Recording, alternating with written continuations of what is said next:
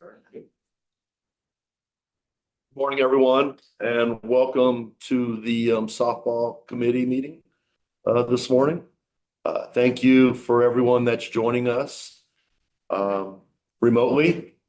Also wanted to thank the softball committee for their hard work and dedication to another successful season, which seemed to go really well for us as a whole. As everyone knows, we're tasked with reviewing each season and then making proposals for the growth of the sport as part of our committee responsibilities. Before we really get started, I wanted to thank the outgoing members of our committee, which is Mitch Martinez from Holy Family and Brenna Milliken from Arvada West.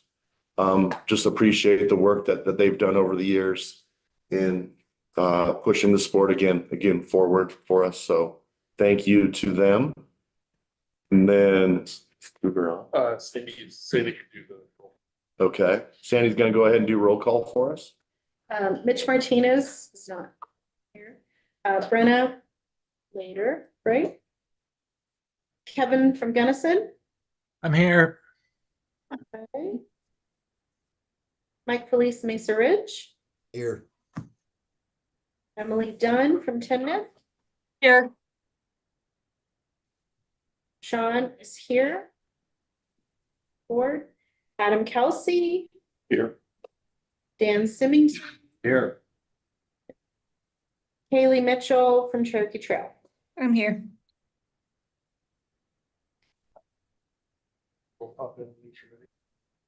Okay, so Commissioner Kruger will join us when he's ready to pop in. So any additions to the agenda? Okay, no additions to our agenda. Pam's on, we can start with Cara. Cara. Okay, we're going to go to our reports. So if we could start with Cara on the report, that'd be great. Hi, everyone. I'm Cara West. I'm with Colorado Coaches of Girls Sports. And we have just completed our 39th annual all-state softball games through our organization, which we are so very proud of, and couldn't do that without our partnership with CHSAA. So I really want to acknowledge and thank everyone at CHSAA for your continued support. The means that CHSAA provides for us is with the contact information of ADs and head coaches is foundational. This year, a lot of my success with receiving my ballots came, I believe, because I had, again, that contact information of emails from for ADs and all the head coaches. And so that's where that success came from in order to celebrate 94 athletes. So our process used to have a much smaller roster. And this year we increased our roster to 20 girls per team. So that also, obviously we all can do the math, right? 6 teams, 20 kids, but we only honored 24 at the games. However, on our website, we are honoring everyone that got nominated because I want to acknowledge the work that the coaches do to celebrate their athletes, but also to honor the girls that actually were able to participate in the games. So of Jeff Dunning, and with his help along with Bob Goebel on umpires, we were able to have support there.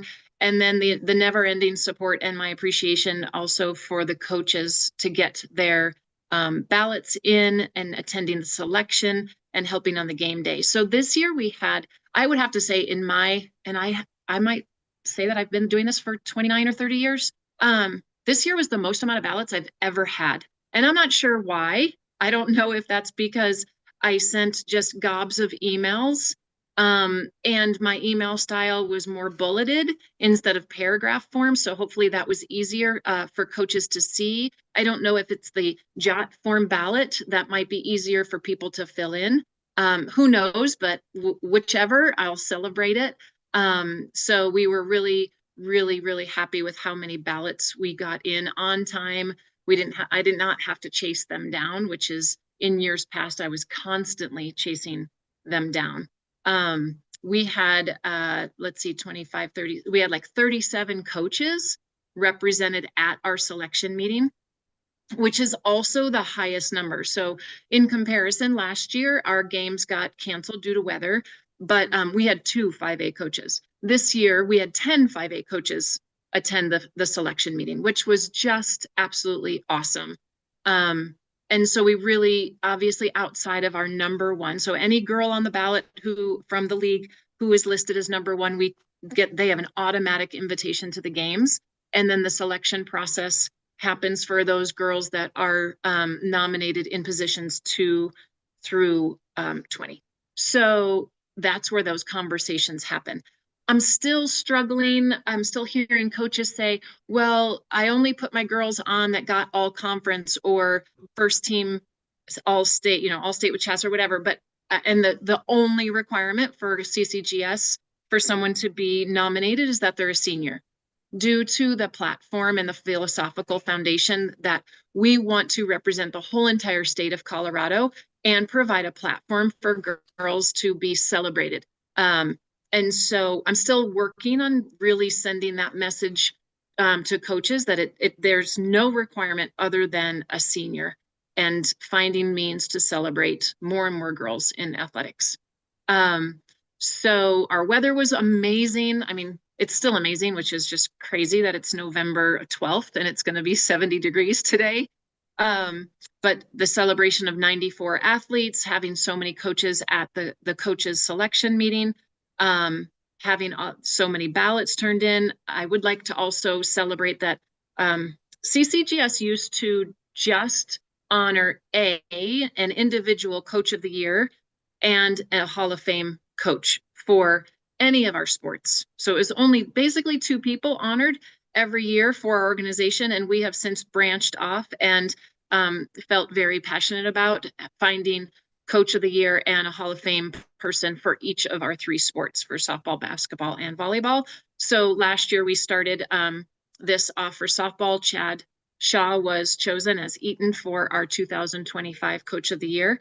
And we are still looking for nominations for coach of the year and Hall of Fame person for this year so that we can honor them next year. And I'm open to anyone who would like to send a coach their name my way if you have input. I did also speak with Pam, I'm going to mess up her name, Viejas. She's on the call right now. close. Hi, Pam. So close. So Pam and I had a great conversation because our whole stand, our whole platform is about celebrating women and putting them in a position of celebration and acknowledgement. And so Pam and I are going to also work very closely next year in order to get more, to increase the number of female umpires out on the field so that the girls see those role models, our community sees those role models as well, and just finding more and more ways to celebrate not only the game, but the men and the women that go into, put the work into the game. So the other piece that played a part in our shift this year was we also put, as an organization, we determined that because of the low participation rate of coaches at the selection meeting in past years, we made it a new expectation that you had to have a representative from that league.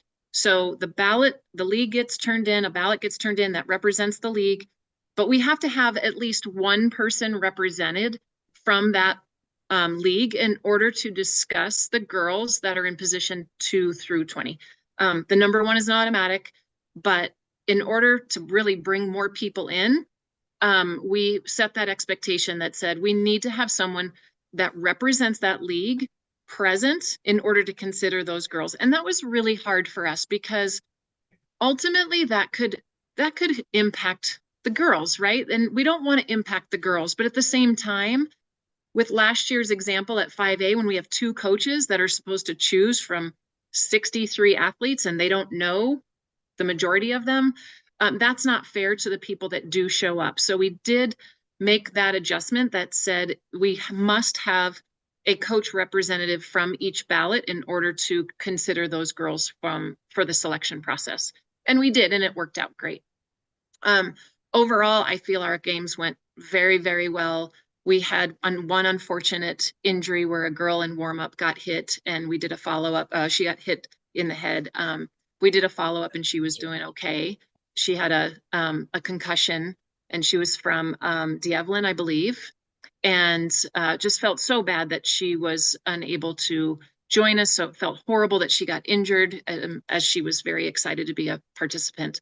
One other girl had a family emergency and wasn't able to join us on that day from Rangeview. So overall, I feel like the games were a huge, huge success. Perfect. Thank you, Cara. Please just, continue to reach out and see how we can support you to celebrate our athletes and our coaches and our sport. Sounds like everything's heading in the right direction with the increase in numbers. That's awesome.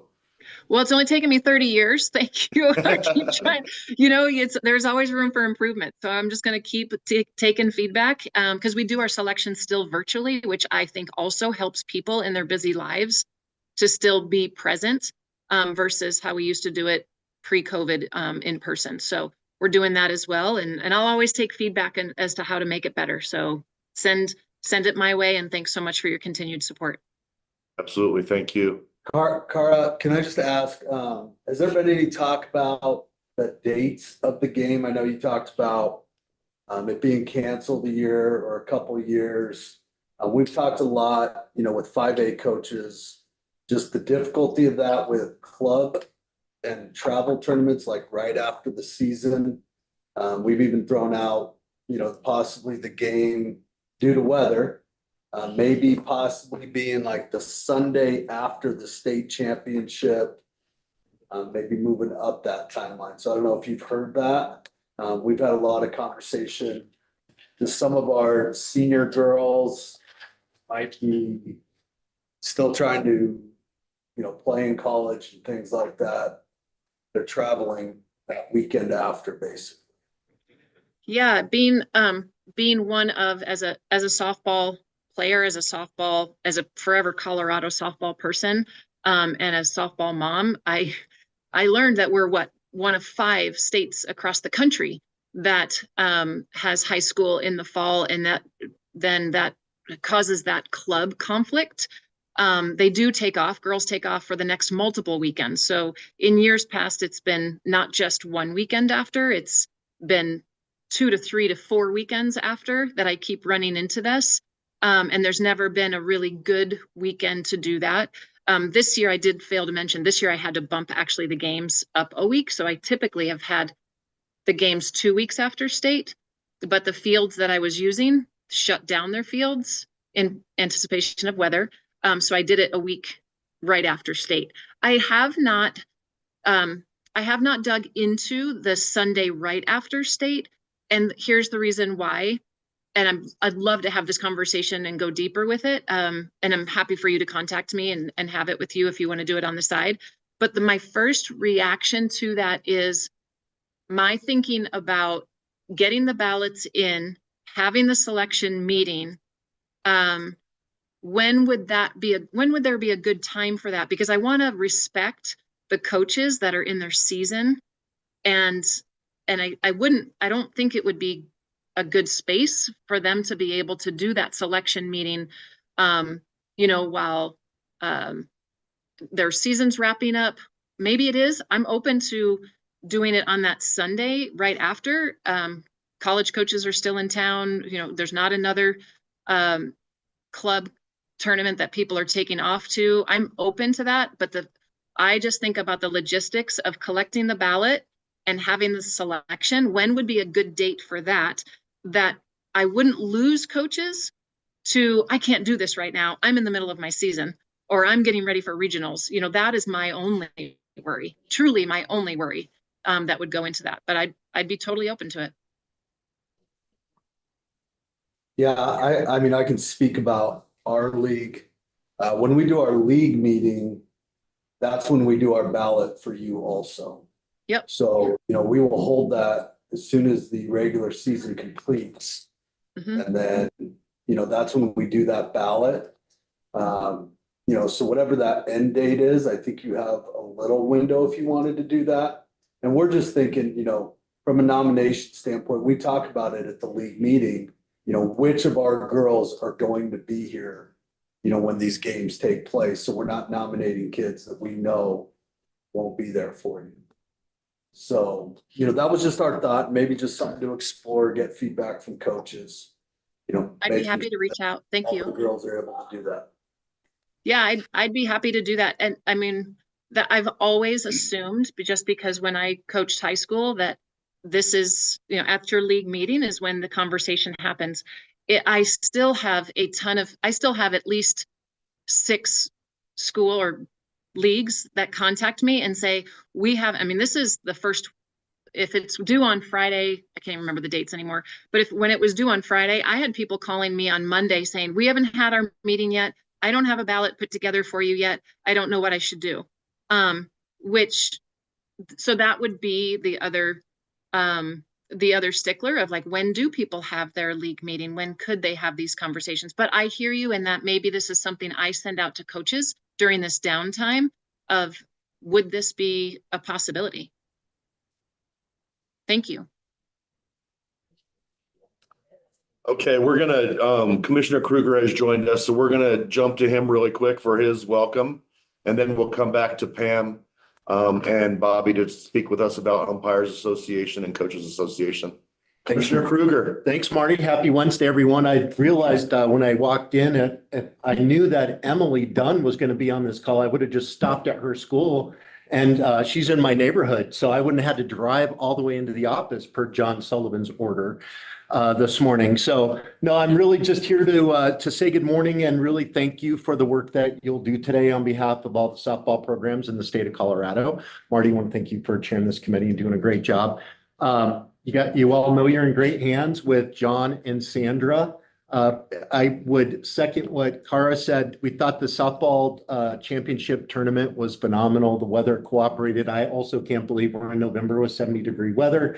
We'll take it a while, but I am looking forward to some snow here pretty soon. It was just a beautiful day, and I wish I could convey to all of you the number of folks that come up and let me know how appreciative they are of the job that you do, that tournament, but also, the impact that you have throughout the entire year, the entire season on our softball programs. And my biggest message this morning is just a reminder that the decisions you make here will be impactful to every program in the state.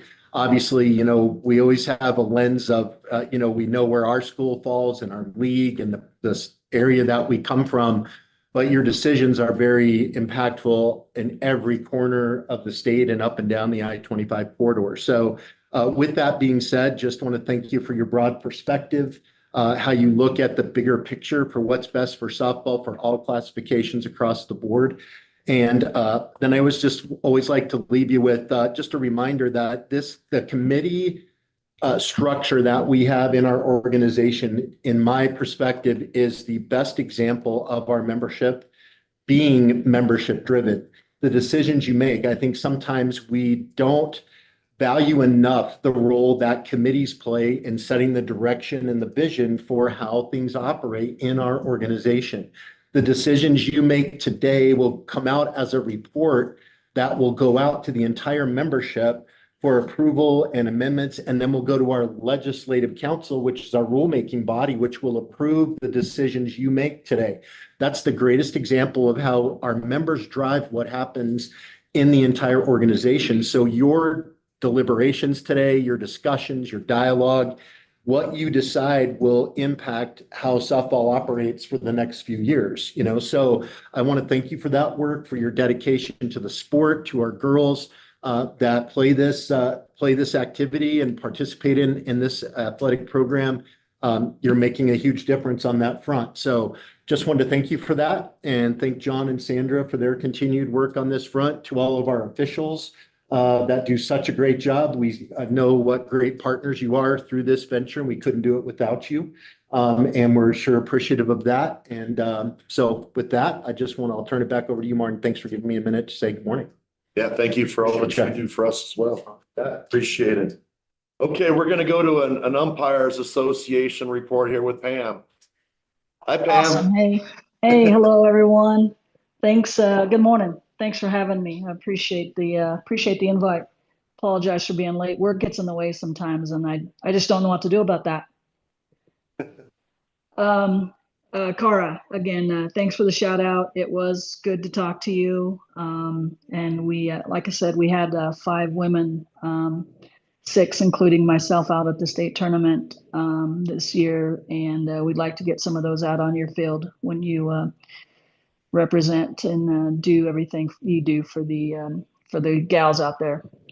So we'll work towards that. We'll communicate on that. As far as umpire wise, what a great year. What a great state tournament. I can't, really say enough for the year and the state tournament. It was great games. I thought they were well officiated, and just good to be a part of. Is there anything for me that Pam, I you have guys one would? question.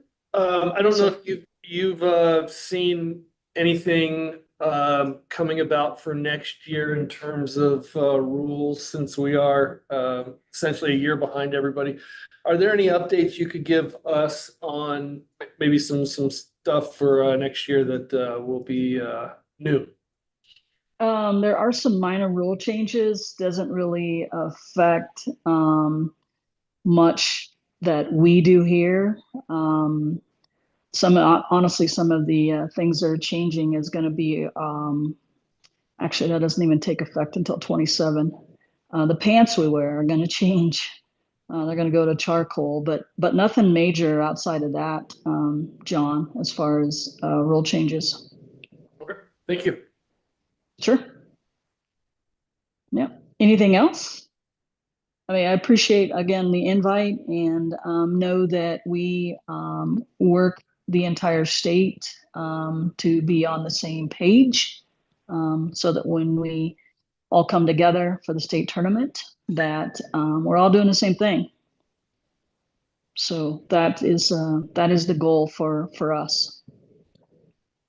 Yeah, appreciate all the work that you guys are doing, and again, it's just making the sport that much better. And thank you for all that hard work.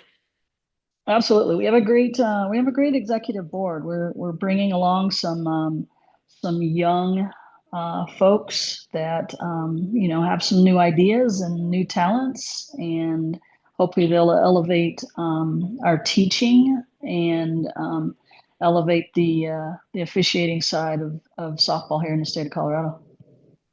Perfect. Awesome. All right, thank you. You bet. Thank you, guys.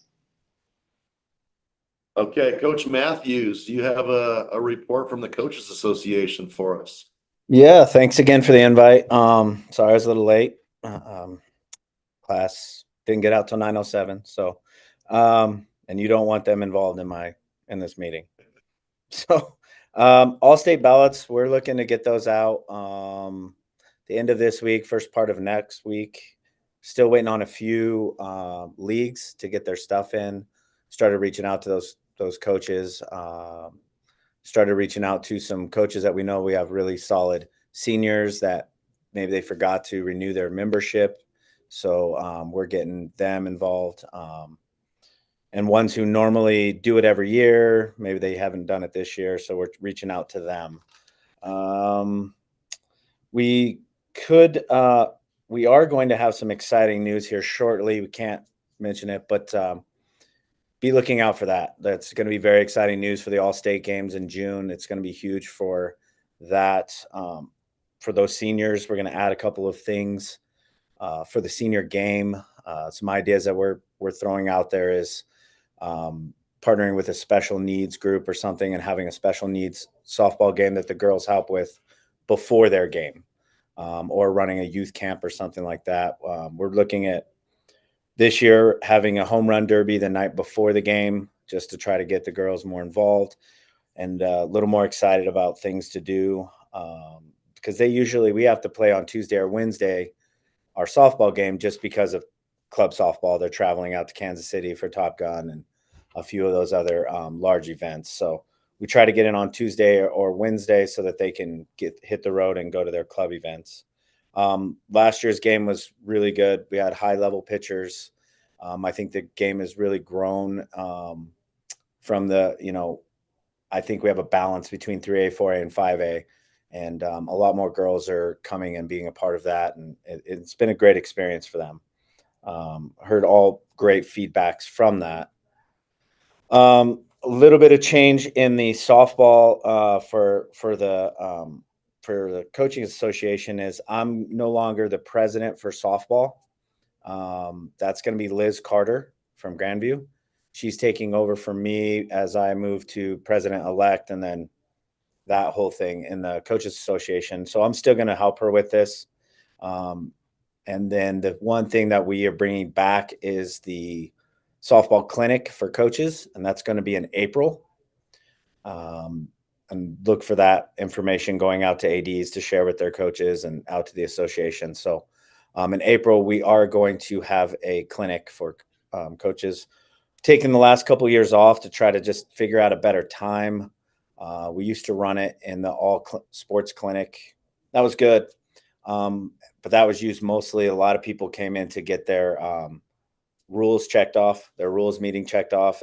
But now that we do it virtually and can do it that way, the attendance was down a little bit. So we moved it to April, trying to maybe, get them before their high school workouts so they can implement things during the summer and maybe have a little bit more time to attend. It's hard right before the season kicks off to try to go to that. We just wasn't the right time and our attendance was down. So we're just listening to coaches and they've told us that maybe April is a little bit better time to have their coaching clinic. So that's really all I have.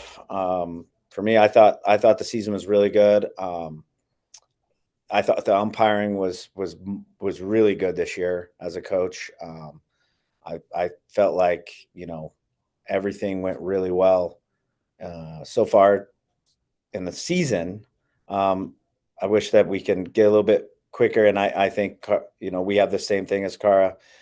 Just when is the right time to get the ballots out? When is the right time chasing nominations? So it's an ongoing thing. This year we waited a little bit longer between the end of the season to when our ballots are going to come out. And that was mostly for, the confusion of Colorado Coaches Girls Sports and the Coaches Association try to make sure that they get their stuff done and then we can get ours done and work with them. So they should be going out the end of this week. And if not, it'll be first part of next week. So we can get those out. Those will go out digitally. Members get the nominations and then they vote. And then we usually hunt for a few extra kids because things come up. They forget that they have a club or they leave too early. So we're usually hunting for kids in the spring too, every once in a while. So we did, our rosters are very small. We usually try to have 12 on each side. So everybody's playing. So it's a good game. It's quality game to watch. So that's all I have. Perfect. Thank you. Appreciate the work of the Coach Association for our student athletes and our coaches. It's been great. Thank you very much. Thank you. Now we're going to go to Mr. Sullivan here to talk about some important calendar dates. Next year, everything is just basically moved up one day. So start of the season, August 14th. Round of 32 is the 16th, 17th, which is a week after the regular season ends on that Saturday, the 10th of October, and then state tournament. No different there. Same weekend, October 23rd, 24th as this past year. So that would be it. The calendar dates are posted on the CHSAA website under resources and that's all. Yeah, thanks. Perfect. Season and playoff review, again, no changes were made. And the round of 32 and the state champions were all determined. So just want to give a congratulations to the 3A champ at University, the 4A champ at Holy Family, and the 5A champ at Broomfield. Now we're going to go back to Mr. Sullivan here to talk about formats. Sure. We did not get any proposals for changes to the 3A format, which is single elimination in the round of 32. No proposals for the 4A and 5A double elimination format. We had a slight change this year, if you recall from last year, in terms of just a little bit of the structure of the 4A, 5A, in that it's now rather than a 2-day event, with the potential of being a 1-day event, it's kind of flip-flopped. It was a 1-day event and would be a 2-day event on request.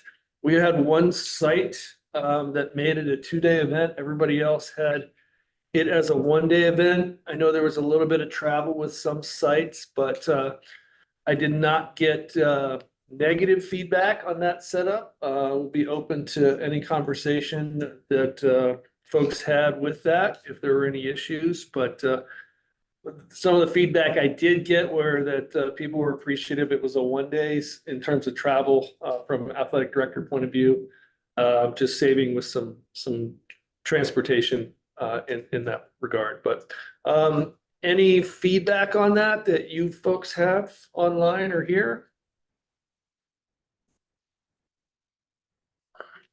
Great. Okay, then we will leave everything as is. And same with the state playoff format there. It's a single elimination 2-day format. And then again, seeding was based on the seeding and the selection index. So that seems to be working. So next year, we won't have a seeding and selection index. I'm guessing a lot of you are aware already. We just will be going to max prep, so the RPI is leaving. So the process won't be the same. We just won't have that data. We'll just be using the max preps data. So, but the seeding process and the qualification process are the same. We also this year, as compared to last year, added a head-to-head component in the seeding process, which I forgot to mention a little bit earlier. I thought that worked out well as well. 2 changes on that, I think is what we made. Yeah, I think there were 2 two changes. yeah. 2 changes. Okay, discussion items. We're going to stick with Mr. Sullivan here to go over some things in the softball bulletin. Sure. The enrollment splits have changed a little bit this year. Moving forward, this will be approved at the clock committee report. That's not something that our committee is tasked with. Just wanted to make folks aware. I listed on there what the breakdown was and what the breakdown currently is. So the biggest change seems to be at the 4A realm. I don't believe the numbers on the far right side are correct. So right now it's saying 3A has 51 teams, 4A has 65, and 5A has 54.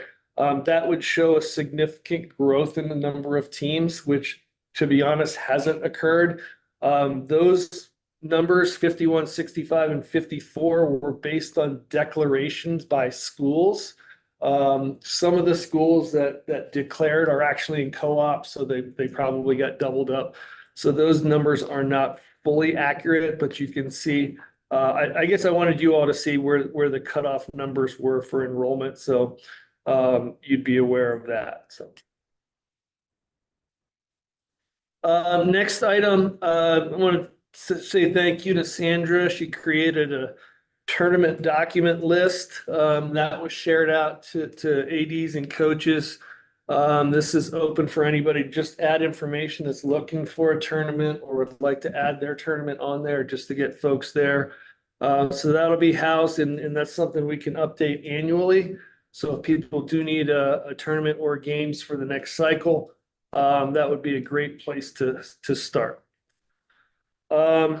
Next on the agenda would be leagues.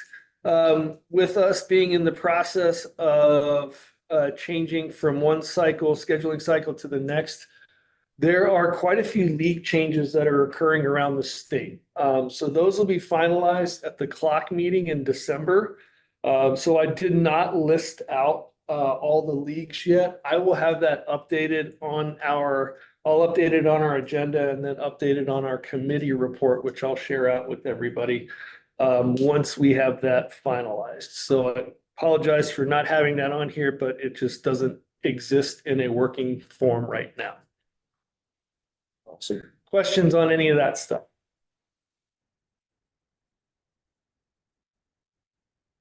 Okay, thank you. Next item for discussion is Dan here. Wanted to talk about the impact of flag football on softball numbers. Yeah, so I just wanted to open it up and see if, just around the state, anybody else is seeing a trend of losing numbers due to flag football participation.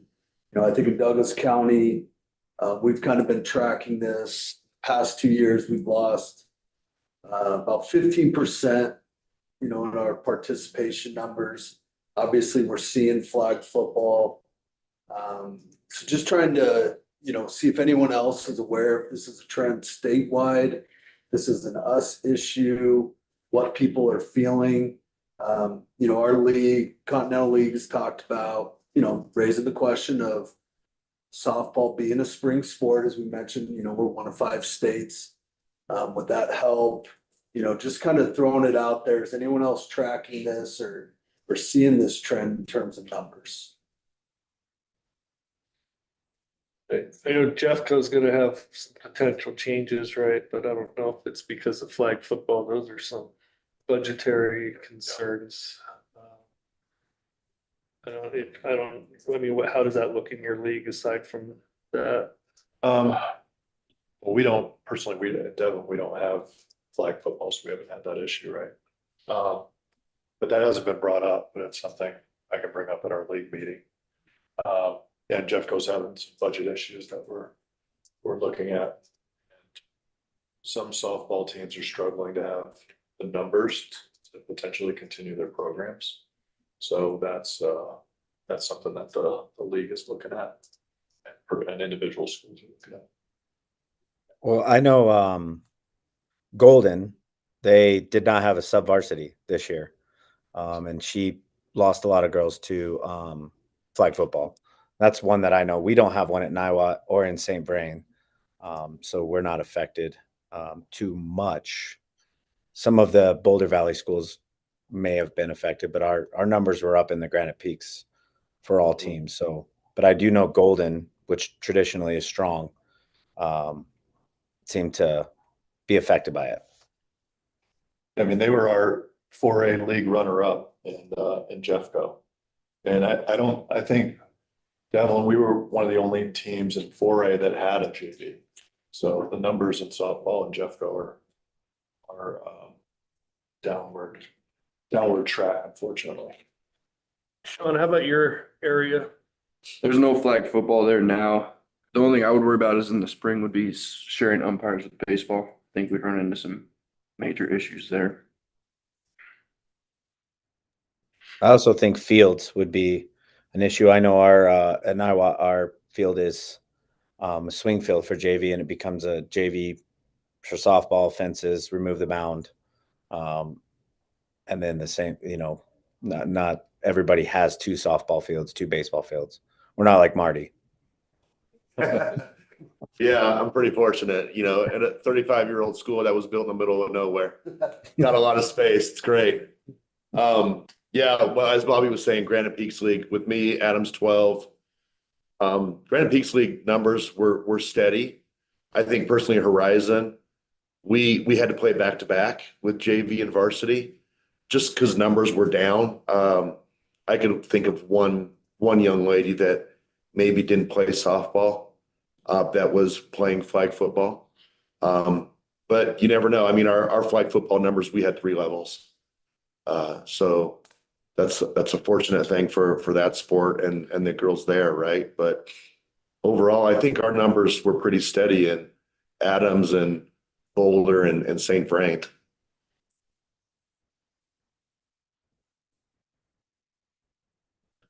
Anybody else notice anything that offers the 2 sports?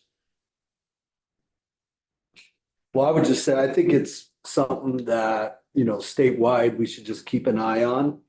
As teams are adding more flag football, JV is where it seems to be impacting things the most. The number of JV teams across the state trying to find games, where we're trying to build programs and develop kids.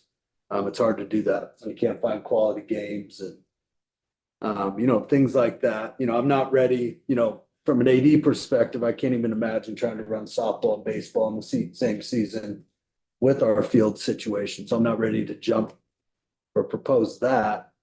But I just think it's an awareness, for us around the state to just monitor this and the impact it's having on our sport. Thank Guys, you. I think that this is also a conversation that probably could be had with the volleyball committee as well, to see what kind of impact that flag football's had on volleyball. And then if you talk about the spring, look at soccer and track and field as well, and to see, what kind of impact that those would have as well. Yeah, I was just texting with somebody. I know when flag football came in, there was a long conversation about whether flag football should be a fall or a winter sport, or fall or spring. And they thought the smallest amount of impact it's going to impact either way, right? Moving anything would be to have it in the fall. I'm not sure what sort of crossover softball has with some of the spring sports. It probably varies by school, but something I can at least do is research kind of what those conversations were like with flag football and why they went spring or why they went fall instead of spring. Yeah. All right. Thank you. Thank you for the input. Here we are again. Just wanted to thank the committee for all their hard work and dedication. And then just again, thank you for the members of the committee that have completed their terms, with Mitch at Holy Family and Brenna at Arvada West. One last thank you for the work that you have done with the committee and the sport throughout the years. Doesn't go unnoticed. So thank you very much. I'd like to just add, I'm glad I was able to be part of this committee. I love softball. I do anything to try to help make it better. And again, I'm very thankful to be able to be part of this committee and do what we do for our girls here in the state. So thank you very much. And congratulates to Mitch. Yeah. Mitch did receive the Holy Family Trophy. And he didn't trip or anything. He handled it like a true professional, like he'd been there before. So good job, Mitch. No, thank you very much. That was a little bit alarming that I would go down, but thank you very much. Great program, great kids. Thank you.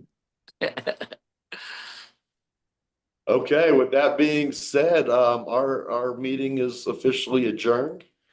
Thank you, everyone. Appreciate the time this morning and the great discussion.